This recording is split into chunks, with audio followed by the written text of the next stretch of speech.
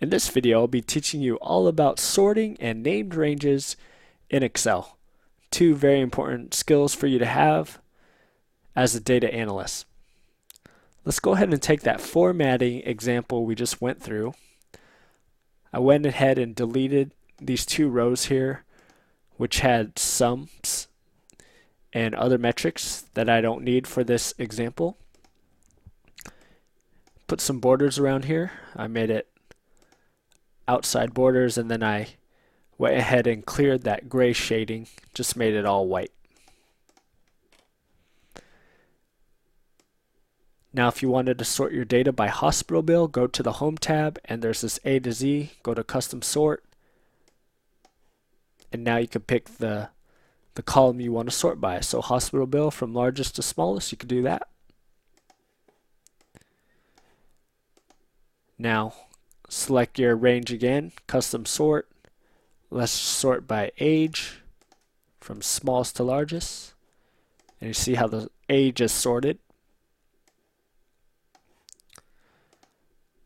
Now if you wanted to do two levels, you could do that. Let's say we want to do hospital bill from largest to smallest, and then age from smallest to largest. You could do that. Important point here on the sorting. If I go back to custom sort, make sure you're understanding this check box right here. Here, if I uncheck it, it'll reference my columns as E and F. And let's see what happens when I do that. Sort by E from smallest to largest, and see how it considered my headers as part of my data. You don't want that, so you want that check box to be checked. Let's go back and undo that. So I just clicked undo there. You could press Control Z too if you wanted to. Now let's go ahead and sort our data again. Let's go and remove this level. Check that box. Patient ID. Let's go from smallest to largest so we could get at our original data.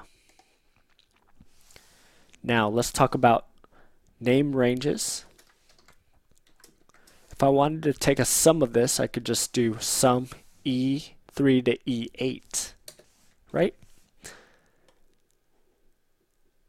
But let's say you wanted to make this more readable.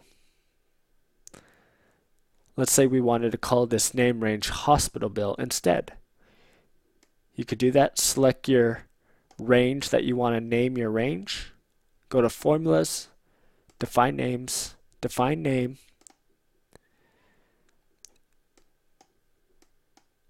and now I could really call it hospital bill.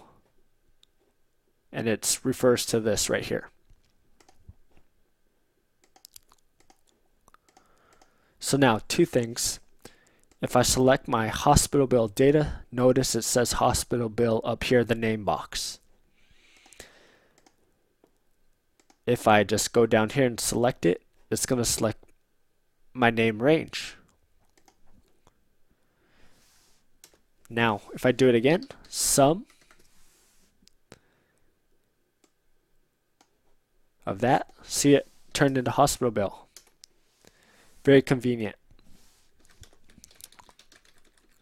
Now I could just go over here and say max of hospital bill.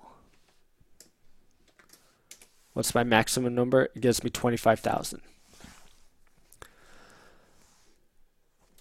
So in conclusion, you learned about sorting and named ranges. Look to use name ranges, especially if you're using VLOOKUPs, where you'll learn here pretty soon. But VLOOKUPs is a good application for name ranges. So see if you could use name ranges in future Excel work that you do. Very good technique for you to have.